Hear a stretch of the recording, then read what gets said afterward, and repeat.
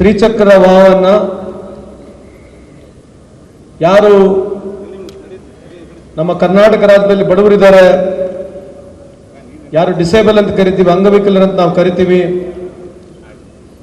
ಅವರಿಗೆ ಕೊಡಬೇಕಂತಕ್ಕಂಥದ್ದು ನಮ್ಮ ಇಲಾಖೆಯವರು ನಾವು ಸೇರಿ ಅವರಿಗೆ ಮನವಿಯನ್ನು ಮಾಡಿದಾಗ all the 180 industry people with your generous, with your broad-mindedness, and because you have contributed for this cause, that's why throughout the state we are distributing more than 1600 three-wheeler motor vehicles to all the people who are disabled here. So first of all, on behalf of the government and myself, I would like to thank you once again from the bottom of the heart for such initiative. Thank you so much. ಈ ಒಂದು ಕಾರ್ಯಕ್ರಮದಲ್ಲಿ ವಿಶೇಷವಾಗಿ ಎಲ್ಲ ಪೂಜ್ಯ ಸ್ವಾಮೀಜಿಗಳ ಪಾದಗಳಿಗೆ ನಮಸ್ಕರಿಸ್ತಾ, ಈಗ ತಾನೇ ಈ ಒಂದು ಸಮಾರಂಭದಲ್ಲಿ ಭಾಗಿಯಾಗಿರ್ತಕ್ಕಂಥ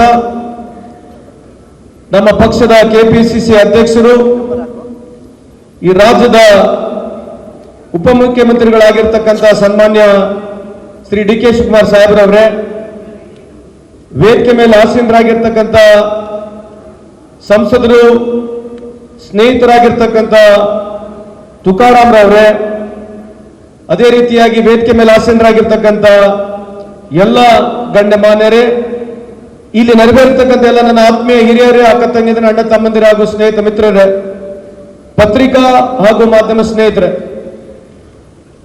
ಇವತ್ತು ಉಪಮುಖ್ಯಮಂತ್ರಿಗಳಿದ್ದಾರೆ. ನಾನು ಅವರಲ್ಲಿ ಕಳೆದ 2.5 ವರ್ಷದಿಂದ ನಮ್ಮ ಇಲಾಖೆ ಮಾಡಿರ್ತಕ್ಕಂಥ ಕಾರ್ಯಕ್ರಮಗಳನ್ನ ಸಂಕ್ಷಿಪ್ತವಾಗಿ ಹೇಳಲಿಕ್ಕೆ ಇಚ್ಛೆ ಬಯಸ್ತೇನೆ. ಸರ್, ಕಳೆದ 2.5 ವರ್ಷಗಳಿಂದ ನಿಮ್ಮ ಒಂದು ನೇತೃತ್ವ ಇರ್ತಕ್ಕಂಥ ಸರ್ಕಾರ, ಸನ್ಮಾನ್ಯ ಸಿದ್ದರಾಮಯ್ಯವರ ನೇತೃತ್ವ ಸರ್ಕಾರ ಕಳೆದ 2 ವರ್ಷಗಳಿಂದ 4 ಬಿಲ್ಗಳನ್ನ ತಮ್ಮ ಸಲಹೆ ಮುಖಾಂತರ ನಾವು ಪಾಸನ್ನು ಮಾಡಿದ್ದೇವೆ.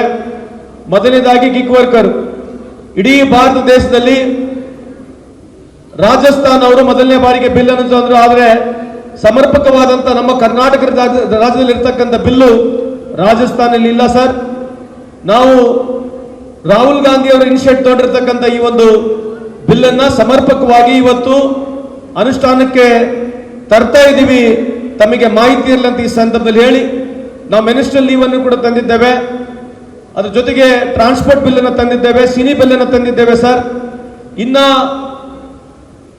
ಈ ಪ್ರಸ್ತುತ ಮುಂದೆ ಬರ್ತಕ್ಕಂಥ ಬಜೆಟ್ ನಲ್ಲಿ 4 ಪ್ರಮುಖವಾದಂತಹ ಬಿಲ್ಗಳನ್ನ ತಮ್ಮ ಗಮನಕ್ಕೆ ತರಲಿಕ್ಕೆ ಇಚ್ಛೆ ಬಯಸ್ತೀನಿ. ಡೊಮೆಸ್ಟಿಕ್ ವರ್ಕರ್ ಬಿಲ್ ಅನ್ನು ತರ್ತಾ ಇದ್ದೀವಿ.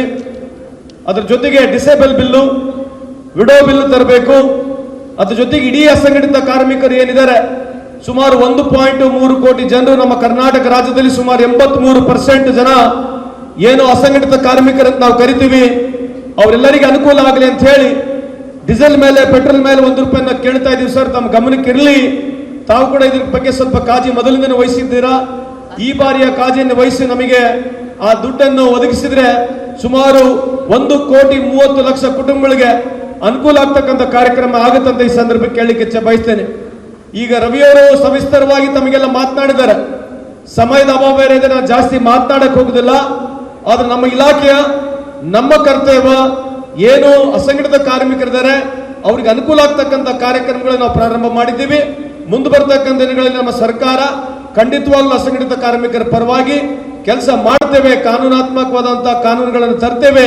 ಬಡವರಿಗೆ ಅನುಕೂಲ ಆಗ್ತಕ್ಕಂಥ ಕೆಲಸಗಳನ್ನ ಮಾಡ್ತೀವಿ ಅಂತ ಈ ಸಂದರ್ಭಕ್ಕೆ ಕೇಳಲಿಕ್ಕೆ ಇಚ್ಛೆ ಬಯಸ್ತೇನೆ. ಇವತ್ತು ವಿಶೇಷವಾದಂತಹ ಕಾರ್ಯಕ್ರಮ. ಎಲ್ಲರೂ ಇವರಿಗೆ ವಿಕಲಚೇತನ ಅಂತ ಕರೀತಾರೆ, ಡಿಸೇಬಲ್ ಅಂತಲೂ ಕರೀತಾರೆ. ನಾನು ಕೆಲವು ಇರ್ತಕ್ಕಂಥ ಎಕ್ಸ್ಪೀರಿಯನ್ಸ್ಗಳನ್ನ ಹಂಚ್ಕೊಳ್ಳಿಕ್ಕೆ ಇಚ್ಛೆ ಬಯಸ್ತೇನೆ. ಎಲ್ಲರಿಗಿಂತ ಜಾಸ್ತಿ ಇವರಿಗೆ ಮಾನವತೆ ಇವರಿಗೆ ಬಾರಿ ಇರುತ್ತೆ. ಉದಾಹರಣೆ, ನಾನು ಕಲ್ಗಟ್ಟಿಗೆ ಮತಕ್ಷೇತ್ರದಲ್ಲಿ ಒಂದ್ಸಲಿ ರಾತ್ರಿ ಹೋಗಿದ್ದೆ ಚುನಾವಣೆಗೆ.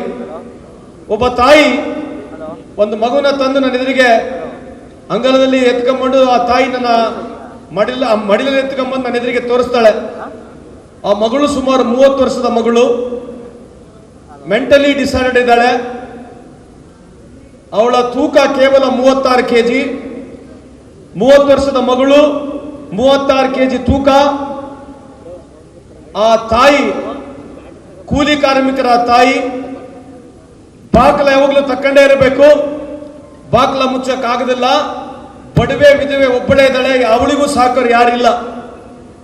ಯಾಕೆ ಈ ಮಾತನ್ನ ಪ್ರಸ್ತಾವನೆ ಮಾಡ್ತಾ ಇದ್ದೀನಿ ಅಂತಂದ್ರೆ, ಯಾಕೆ ಈ ಜನರ ಹತ್ರ ಬಹಳ ಮಾನವತೆ ಇರ್ತದಂತಂದ್ರೆ, ಯಾಕೆ ಬಡವರಲ್ಲಿ ಈ ರೀತಿಯಾದಂತ ಮಾನವತೆ ಇರ್ತಂತಂದ್ರೆ, ನಾವು ಸೌಕಾರುಗಳು, ನಮಗೆ ವ್ಯವಸ್ಥೆ ಇದೆ, ಯಾರಿಗೋ ದುಡ್ಡು ಕೊಟ್ಟು ನಮ್ಮ ತಂದೆ ತಾಯಿಗಳಿಗೆ ನೋಡ್ಕೊಳ್ಳಕ್ಕೆ ಹೇಳ್ತೀವಿ, ಅಥವಾ ನಮ್ಮ ಮನೇಲಿ ಈ ರೀತಿಯಾದಂತ ಯಾರೋ ಒಂದು ವಿಶೇಷ ಚೈತನ್ಯ ಇದ್ರೆ ಅವರಿಗೊಂದು ಆಳಿಟ್ಟು ನಾವು ಅವ್ರಿಗೆ ತೋರಿಸ್ತೀವಿ. ಆ ತಾಯಿಗೆ ದುಡಿಮೆ ಇಲ್ಲ, ಆ ಮಗನ್ನ ಯಾವ ರೀತಿ ನೋಡ್ಕೋಬೇಕು ಆ ತಾಯಿನ ಅಲ್ಲಿರ್ತಕ್ಕಂಥ ಊರಿನ ಜನರು ಹೇಳಿದ್ರೆ ಇವತ್ತು ನನಗೆ ಕಣ್ಣೀರು ಬರುತ್ತೆ. 36 ವರ್ಷ ಆ ಮಗುನ ಆ ತಾಯಿ ಬಡವೆ ಕೂಲಿ ಕಾರ್ಮಿಕ ಮಾಡ್ತಕ್ಕಂಥ ತಾಯಿ ಅದನ್ನ ಇಲ್ಲಿವರೆಗೂ ಸಾಕ್ತಾ ಇದ್ದಾಳೆ ಅಂತಂದ್ರೆ ಅವ್ರಿಗಿರ್ತಕ್ಕಂಥ ಮಾನವತೆ ನಮಗೆ ಯಾರು ಇಲ್ಲ ಅಂತ ಈ ಸಂದರ್ಭಕ್ಕೆ ಕೇಳಲಿಕ್ಕೆ ಬಯಸ್ತೇನೆ. ನಿಮಗೆ ನಾನು ಇಂಥ ಎಕ್ಸಾಂಪಲ್ಸ್ಗಳು ಬಹಳ ಇದಾವೆ, ಕೊಡಕ್ ಹೋಗುದಿಲ್ಲ, ಕೊನೆಯದಾಗಿ ಹೇಳಿ ಮುಗಿಸ್ತೇನೆ. ಯಾಕೆ ನಾವು ಇವ್ರ ಬಗ್ಗೆ ಕಾಳಜಿಯನ್ನು ವಹಿಸಬೇಕು? ಸಮಾಜದಲ್ಲಿ ಕೇವಲ ಸರ್ಕಾರ ಮಾತ್ರ ಅಲ್ಲ, ಪ್ರತಿಯೊಬ್ಬರು ನಾವಿವತ್ತು ಕರ್ನಾಟಕ ರಾಜ್ಯದಲ್ಲಿ ಸುಮಾರು 25 ಲಕ್ಷಕ್ಕೂ ಹೆಚ್ಚು ಜನರು ಈ ರೀತಿಯಾದಂತಹ ವ್ಯವಸ್ಥೆಯಲ್ಲಿ ನಾವು ವಿಕಲಚೇತನ ಅಂತ ಏನ್ ಹೇಳ್ತೀವಿ, ಮಾನಸಿಕವಾಗಿ ದುರ್ಬಲರಿರ್ಬೋದು, ವಿಕಲಚೇತನ ಇರ್ಬೋದು, ಇಂಥವ್ರು ಸುಮಾರು 25 ಲಕ್ಷಕ್ಕೂ ಹೆಚ್ಚು ಜನ ನಮ್ಮ ಕರ್ನಾಟಕ ರಾಜ್ಯದಲ್ಲಿ ಇದ್ದಾರೆ ಸರ್. ಒಂದು ಉದಾಹರಣೆ ಹೇಳಿ ನಾನು ಮುಗಿಸ್ತೀನಿ.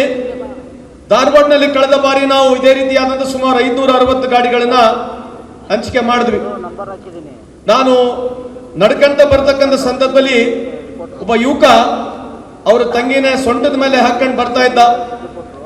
ಅವನು ಬಂದಾಗ ನಾನು ಕೇಳಿದೆ ಏನಂತ ಕೇಳಿದಾಗ ಅವನು ಕಣ್ಣಲ್ಲಿ ದಳ ದಳ ನೀರಿತ್ತು. ಅವನು ಹೇಳ್ದ, ಸರ್ ಇವಳು ನಮ್ಮ ತಂಗಿ, ನಾನು ಇವಳಿಗೆ 25 ವರ್ಷ ಆಯ್ತು ಗಾಡಿ ಕೊಡ್ಸಕ್ಕಾಗಿಲ್ಲ, ನಾನು ಅದಕ್ಕೆ ನಿಮ್ಮ ಹತ್ರ ಬಂದಿದ್ದೀನಿ, ಇವತ್ತು ನನಗೆ ಸಿಕ್ಕಿದೆ ಅಂತ ಹೇಳ್ದು. ಆದ್ರೆ ಏನು ಅಂತಂದ್ರೆ ಆ ಅಣ್ಣ ಆ ತಂಗಿಗೋಸ್ಕರ ಮದುವೆನೇ ಆಗಿಲ್ಲ.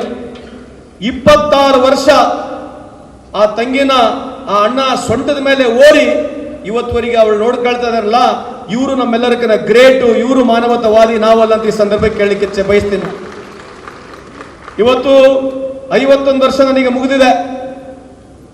ನನಗೆ ಅದೃಷ್ಟವಂತ ನಾನು ಇಲ್ಲಿ ನಿಂತು ಮಾತನಾಡ್ತಿದ್ದೀನಿ ಅಂತಂದ್ರೆ ನಾನು ಏನು ಪುಣ್ಯ ಮಾಡಿದ್ದೀನಿ ಗೊತ್ತಿಲ್ಲ, ಅಥವಾ ನನಗೆ ಅರ್ಹತೆ ಐತೆ ಅಂತ ಕೂಡ ನನಗೆ ಗೊತ್ತಿಲ್ಲ. ನನಗಿನ್ನ ಸಾವಿರಾರು ಲಕ್ಷಾಂತರ ಕೋಟ್ಯಾಂತರ ಜನರು ಈ ದೇಶದಲ್ಲಿ ನನಗಿನ್ನ ಒಳ್ಳೆ ಅರ್ಹತೆ ಇರ್ತಕ್ಕಂಥರಿದ್ದಾರೆ. ಆದರೆ ನನ್ನ ರಾಜಕೀಯ ಉದ್ದ ಜೀವನಕ್ಕೂ ಕಳೆದ ಸುಮಾರು 33 ವರ್ಷ ರಾಜಕೀಯದಲ್ಲಿ ಇವತ್ತು ವಿಶೇಷವಾದಂಥ ಕಾರ್ಯಕ್ರಮ. ಎಲ್ಲರೂ ಇವರಿಗೆ ವಿಕಲಚೇತನ ಅಂತ ಕರೀತಾರೆ, ಡಿಸೇಬಲ್ ಅಂತಲೂ ಕರೀತಾರೆ. ನಾನು ಕೆಲವು ಇರ್ತಕ್ಕಂಥ ಎಕ್ಸ್ಪೀರಿಯನ್ಸ್ಗಳನ್ನ ಹಂಚ್ಕೊಳ್ಳಿಕ್ಕೆ ಇಚ್ಛೆ ಬಯಸ್ತೇನೆ. ಎಲ್ಲರಿಗಿಂತ ಜಾಸ್ತಿ ಇವರಿಗೆ ಮಾನವತೆ ಇವರಿಗೆ ಬಾರಿ ಇರುತ್ತೆ. ಉದಾಹರಣೆ, ನಾನು ಕಲ್ಗಟ್ಟಿಗೆ ಮತಕ್ಷೇತ್ರದಲ್ಲಿ ಒಂದ್ಸಲಿ ರಾತ್ರಿ ಹೋಗಿದ್ದೆ ಚುನಾವಣೆಗೆ. ಒಬ್ಬ ತಾಯಿ ಒಂದು ಮಗುನ ತಂದು ನನ್ನ ಎದುರಿಗೆ ಅಂಗಳದಲ್ಲಿ ಎತ್ಕೊಂಡ್ಬಂದು ಆ ತಾಯಿ ನನ್ನ ಮಡಿಲಲ್ಲಿ ಎತ್ಕೊಂಡ್ಬಂದು ನನ್ನ ಎದುರಿಗೆ ತೋರಿಸ್ತಾಳೆ. ಆ ಮಗಳು ಸುಮಾರು 30 ವರ್ಷದ ಮಗಳು, ಮೆಂಟಲಿ ಡಿಸಾರ್ಡರ್ಡ್ ಇದ್ದಾಳೆ. ಅವಳ ತೂಕ ಕೇವಲ 36 ಕೆಜಿ.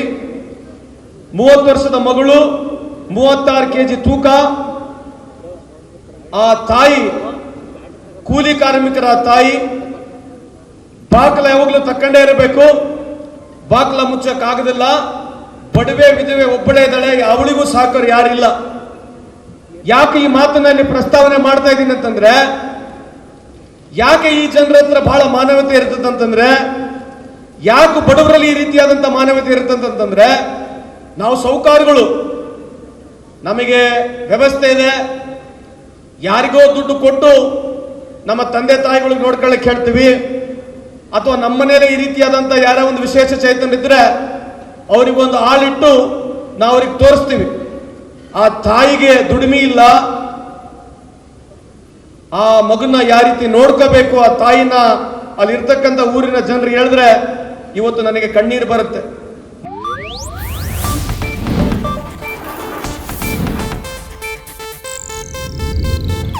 ಇದು ಏಷ್ಯಾನೆಟ್ ನ್ಯೂಸ್ ನೆಟ್ವರ್ಕ್ ಪ್ರಸ್ತುತಿ.